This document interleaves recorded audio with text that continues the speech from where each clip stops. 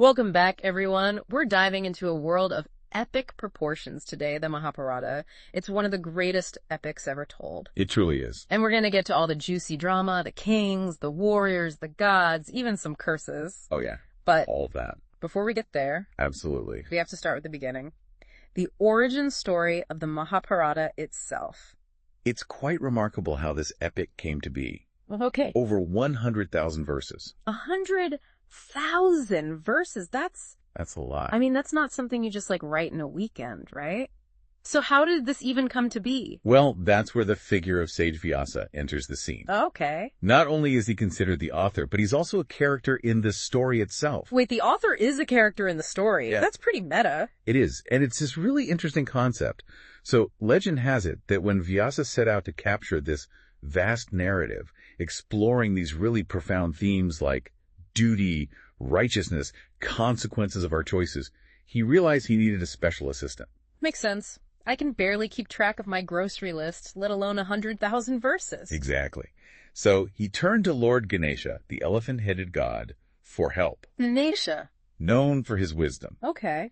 And Ganesha agreed, but of course there's a divine catch. There's always a catch. Always a catch. Yeah. So Ganesha said Vyasa had to recite the entire epic without pausing. Talk about a test of endurance. Oh my gosh. Yeah. And Vyasa, in turn, had a condition for Ganesha. He said, you can only write each verse down after you've fully understood its meaning. So this epic was born from this incredible collaboration, this meeting of divine and human minds. I can already sense the depth we're about to uncover. It really speaks volumes about the complexity of this epic. It's not just a story. It's a reflection of humanity's deepest dilemmas and triumphs. Mm-hmm. The Mahabharata, it's going to take us on a journey. Okay, so we've covered the behind the scenes. Let's get to the actual story now. Yeah. It all starts with a king. King Shantanu, ruler of the Kuru Dynasty. This lineage, by the way, is pivotal to the entire saga. Very important. Shantanu is this just and noble king. Yes. But of course, like any good story, there's a twist coming. There is. This one's a good one. Okay, so tell me. King Shantanu encounters the beautiful Ganga. It's the story that really, it speaks to the allure of the unknown. Okay, what do you mean? Well, you know that mystery that draws us in? Yeah, like a siren song. Okay, got it. Exactly. So what happens? Shantanu is completely enamored by this stunning woman, Ganga. And here's the thing. Yeah. She's not just any woman. She's a goddess in disguise. Oh, wow. Talk about a high-stakes romance. That is high stakes. Okay, so Ganga agrees to marry him, but on one condition. Uh-oh. Here we go with the conditions. What is it? He can never question her actions, no matter what. I mean, just that condition alone is fascinating. Right. Shouldn't true love be based on trust and transparency? What does that say about their relationship? That's a good point. Makes you think, right? Would you agree to such a condition? I mean, I don't know. I don't know if I could. Love can be blinding, but that seems like a pretty big red flag. Huge. So, okay, what happens? Well, as the story unfolds, you start to see why this condition is so central. So initially things are blissful, right? But then Ganga starts giving birth to their children, and that's when things take a dark turn. Okay, here comes the drama. Yes. So Ganga gives birth to 8 sons, but each time she takes the newborn to the river and drowns them. She drowns them. Yes. This is intense. It is. And imagine Shantanu, bound by his promise, witnessing this over and over. The emotional turmoil he must have gone through. Right. It's a profound illustration of that conflict between duty and compassion. Yeah. Where do you draw the line? If you were Shantanu, would you stay silent? Or would there be a point where you break your promise, no matter the cost? Well, that's exactly what happens. After 7 sons, when Ganga's about to drown their 8th child, Shantanu can't take it anymore. Breaks his promise. Yes. He demands an explanation. So the silence is broken. What happens? Ganga reveals her true identity and the curse that bound her to this heartbreaking act. Those children were celestial beings, the Vasus, cursed to live as mortals. By drowning them, she was actually freeing them. Wow. So it wasn't cruelty, it was a mother's desperate attempt to liberate her children. Exactly. What a twist. What about Shantanu? How does he react? Well, I'm sure it was a mix of emotions. But ultimately, their relationship is broken. Yeah. Ganga leaves, taking their 8th son, Devavrata, with her. So there's a son who survives all of this? Yes, Devavrata. This is the child who will later be known as Bhishma. Bhishma. Okay. Before we get to him, it's just interesting to think about Ganga's actions. What seems monstrous at first is actually an act of love. Right. Love, albeit in a very twisted way. It makes you think, though, are our perceptions of good and evil always accurate? That's the thing about this epic. It's rarely black and white. So many layers to uncover. Different perspectives. Yeah. So speaking of different perspectives, let's talk about Shantanu after Ganga departs. Okay. Time passes. Yeah. He falls in love again. This time with Satyavati, a beautiful fisherwoman. Okay. Second time's the charm. Hopefully no more goddesses in disguise. Well, no goddesses this time, but still plenty of drama. Satyavati's father presents Shantanu with a challenge. He wants his own grandchildren to inherit the throne, not Devavrata. So another dilemma. Right. It's this conflict between personal desires and duty. And this conflict ends up shaping the destiny of an entire kingdom. It's a domino effect. One choice leads to all these unforeseen consequences. Okay, so what happens? Does Shantanu choose love over duty? Well, he's torn. But it's actually Devavrata who steps in and makes a pivotal decision. He sees his father's anguish, and so he makes this incredible sacrifice. He vows lifelong celibacy, gives up his claim to the throne. Whoa, that is dedication, giving up his right to the throne, to love, family. It's a huge sacrifice. And because of this selfless act, he earns the name Bhishma, one who undertakes a terrible vow. Wow, so his vow is like this pivotal turning point. Absolutely. His sacrifice creates this ripple effect. Yeah. Shapes the future of the Kuru Dynasty, sets the stage for all this future conflict over the throne. It's amazing how much has already happened. Just in this prelude. And we've met kings, we've seen sacrifices, and we've seen how even seemingly personal choices can have these monumental consequences. And it shows why this epic is so captivating. It's a story about human nature, about our desires, our struggles, the choices that shape our destinies. Right. And it's those choices, those pivotal moments that we're going to continue to explore as we dive deeper into this epic tale. Can't wait. Bhishma's sacrifice, it really does set this precedent, for duty, for selflessness. Right. But it also creates, you could say, a power vacuum. Oh, okay. Because with Bhishma out of the picture, this question of succession, it remains unresolved. Right, because now Satyavati's sons are the ones in line for the throne. Exactly. So how does that play out? Does everything go smoothly from here? Well, not exactly. Oh. Satyavati has two sons with Shantanu, Okay. Chitrangada and Vichitravirya. Okay. But tragedy strikes early, and Okay. Chitrangada dies. So another setback for the Kuru Dynasty. Yeah, it seems like fate is really testing them. It really does. So with Chitrangada gone, all the responsibility falls on Vichitravirya. Okay. He becomes king. Yeah. He's known as a kind and just ruler. Okay. But his reign is short-lived. Oh, no. He also passes away. So now we have a throne, but no heir. Yeah, the stakes get even higher. They do. What Okay. happens next? Well, this is where the story takes another really unexpected turn. Okay. Remember Vyasa? The author of the epic? Yes. He steps in not just as the narrator, Yeah. but as a key player in the story. Vyasa gets directly involved. He does. This is getting interesting. Vyasa invokes this ancient tradition called Niyoga. Niyoga. Yeah, it's this practice where, in the absence of a male heir, a woman could have children with, a designated man to continue the lineage. Oh, okay, so it's a way to make sure the royal bloodline continues. Exactly. But where does Vyasa fit into all of this? Well, he becomes the designated man. He's called upon to father heirs for Vishitravirya's widows, Ambika and Ambalika. Hold on. The author of the epic is now fathering children within the story he's writing. Yeah. This is blurring the lines between reality and fiction. It's a brilliant narrative technique. It is. It emphasizes this cyclical nature of history. How even the most detached observer can get entangled in the very events that they're chronicling. Yeah, that's a good point.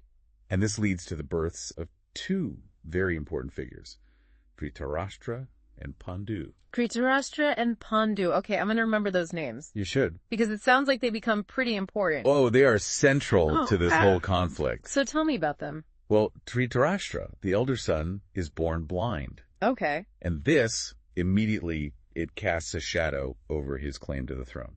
Yeah, I can see how that would be an issue. Especially back then, a king's physical prowess was so important. Absolutely. To lead in battle. Right. His blindness, it becomes this source of insecurity, a vulnerability that others will exploit later. So what about Pandu, the younger brother? Does he become king instead? He does. Okay. Pandu ascends to the throne.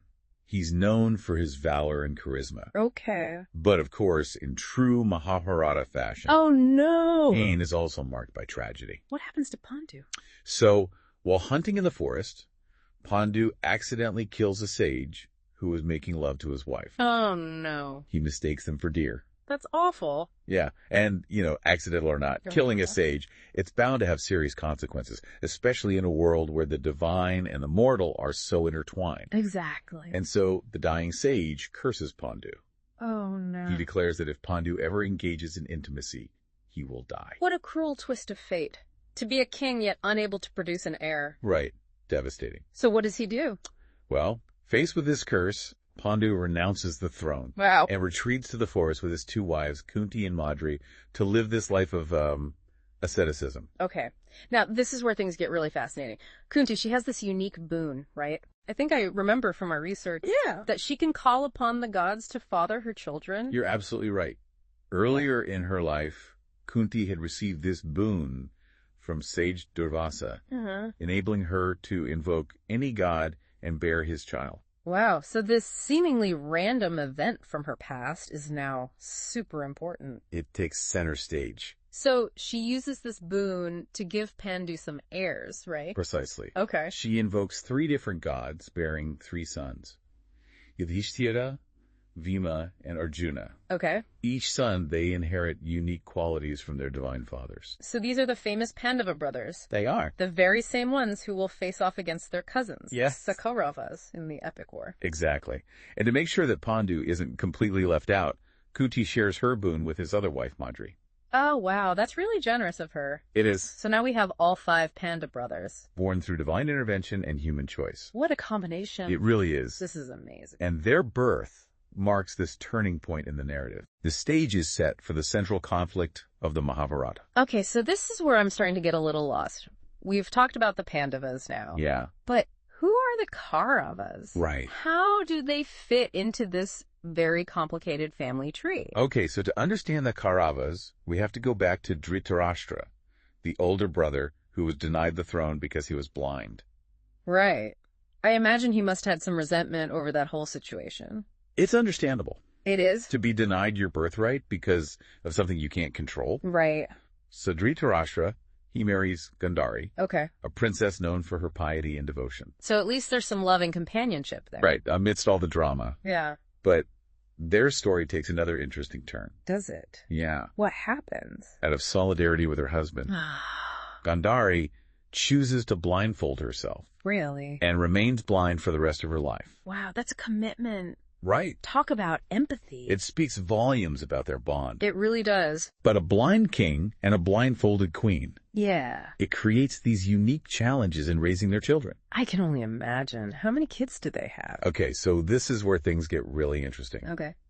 Gandhari gives birth not to one child, but to 100 sons. 100 sons. That's an army right there. That's a lot of kids. And these are the Kauravas. Kauravas. These 100 sons. Wow. Destined to become the rivals of the Pandavas. Okay, now things are making a lot more sense. Yeah. We have the 5 Pandavas, each with their unique divine lineage, Right. and their 100 cousins, the Kauravas. Yeah, this sounds like a recipe for conflict. It really does. The Kauravas are led by their eldest brother, Duryodhana. Duryodhana. Yeah, he's cunning and ambitious.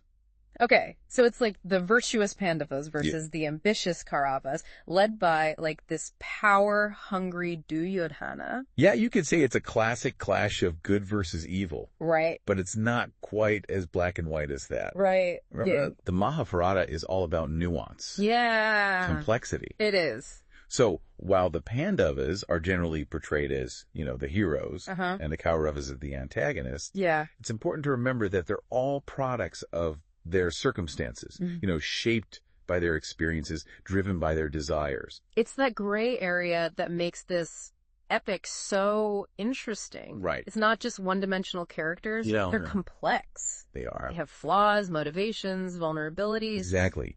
And exploring those complexities, delving into the gray areas of morality, Yeah. that's where the real learning happens. That's so true. So, I want to know more about those complexities. Oh. We know that the Pandavas were born through divine intervention. yeah. But what about the Kauravas? Right. What kind of individuals are they? Are they all just driven by malice? Or is there something more to them? That's a great question, and one that we'll definitely delve into deeper in the next part of our deep dive. Okay. We'll unpack the stories, the Pandavas and the Kauravas. Explore their rivalries, their relationships. Okay. And we'll see how those rivalries and relationships ultimately culminate in that epic war that shapes the destiny of a civilization. This has been an incredible journey. It has. We've met kings, witnessed sacrifices, explored ancient traditions, and untangled complex family ties. And we're just getting started. I can't wait to see what happens next as we get into the heart of the Mahabharata. It's incredible to think we started with this love-struck king and all these curses and divine interventions. It really sets the stage. It does. It's like this giant tapestry where each thread represents a choice, a consequence, a relationship, and it's all woven together to create this epic narrative. It's a beautiful way to put it. And even though it has this epic scale, it's really, at its heart, a human story. Exactly. It's about individuals, their desires, their flaws, their struggles, for power, for love. Yeah. And ultimately their search for meaning. In a world that can often feel very chaotic. Absolutely. Yeah. So we've talked about the Pandavas, each born with these unique strengths, representing different aspects of virtue. Right. But what about their rivals, the Kauravas? Right. Are they all just bad guys? Or is there more to them? That's the question that keeps the Mahabharata from being a simplistic tale of good versus evil, Yeah. The Kauravas, especially Duryodhana, they're not just these villains twirling their mustaches. Right. Their motivations are complex. Okay. They're rooted in this perceived injustice, and it's all fueled by ambition. I can see that. Imagine growing up in the shadow of these seemingly perfect Pandavas. Yeah. And then your own father being denied the throne. Exactly. It's easy to see how those feelings of resentment and ambition could just fester. You're told that your father, the rightful heir, was deemed unfit because of a disability. Right. And then your cousins, born through this, divine favoritism, are hailed as heroes.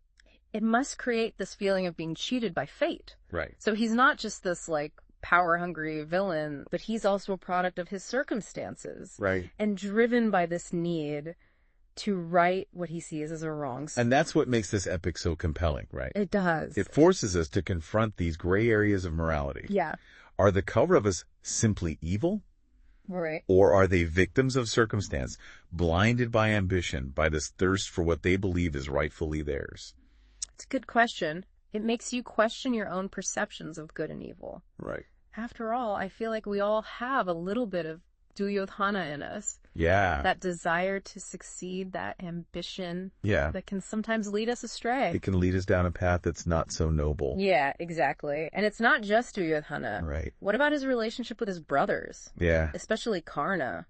Karna. He's a fascinating character. He's one of the most tragic figures in the whole epic, Yeah. This incredible warrior, extraordinary skill, a heart filled with generosity. Yeah. But bound by loyalty to Duryodhana. That loyalty, I feel like, is born out of their shared experience of being outsiders. Having to fight for their place. They're both fighting for recognition, for belonging.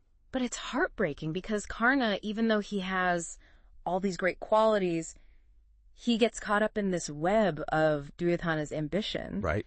And it ultimately leads to his downfall. It's a reminder that even the best of us can be swayed, Yeah. by that need to belong, Yeah. to prove ourselves. It's like a cautionary tale. Yeah. About misplaced loyalty and choosing your battles wisely. This is so much more than just heroes and villains. It's like this psychological drama, but on an epic scale. It delves into the complexities of human relationships, the bonds of family, of friendship, loyalty. Yeah. And how those bonds can both elevate and destroy us. It's incredible. It is. I feel like we've only just scratched the surface, That's even though okay. we've covered so much. I know. But it's really laid the foundation for everything that's going to come. We've met the key players, explored their motivations, seen the choices they've made that have really put them on this collision course. Exactly. So as we move forward into the heart of the Mahabharata, into this epic battle of Kurukshetra, it's important to remember this isn't just a clash of armies. No, it's much more than that. But also a clash of ideologies, of worldviews. Absolutely. It's the very forces that shape human destiny playing out on this grand stage. And even amidst all the the grandeur of the battlefield. Let's not forget the human drama. Right. Mahabharata. It's a story about us. Yeah. About the choices we make, the consequences we face. Yeah, that struggle between our better and worse selves. Like the most epic battles are often fought not on a physical battlefield, but within ourselves. Good point. Yeah, it's a call to look inside, to question our own motivations, our loyalties, and the consequences of our everyday choices. And that's the enduring power of this epic. It challenges us to look within, to question, to strive for a greater understanding about ourselves and the world around us. This has been such a great deep dive into this prelude. It has. It's left me with way more questions than answers, but also just a much deeper appreciation for how complex this epic really is. And that's exactly the point. It is. It's not meant to give us easy answers, right, but to spark that journey of self-discovery and reflection. Thank you all so much for joining us on this journey into the prelude of the Mahabharata. It's been a pleasure. We hope it's left you thirsty for more. Yeah. And wanting to explore this epic further. Absolutely. Remember, the journey of 1,000 miles begins with a single step, and today you took that step. That's a great way to put it. Into the world of the Mahabharata. So until next time, keep questioning, keep exploring, and keep those wheels turning. We'll see you then.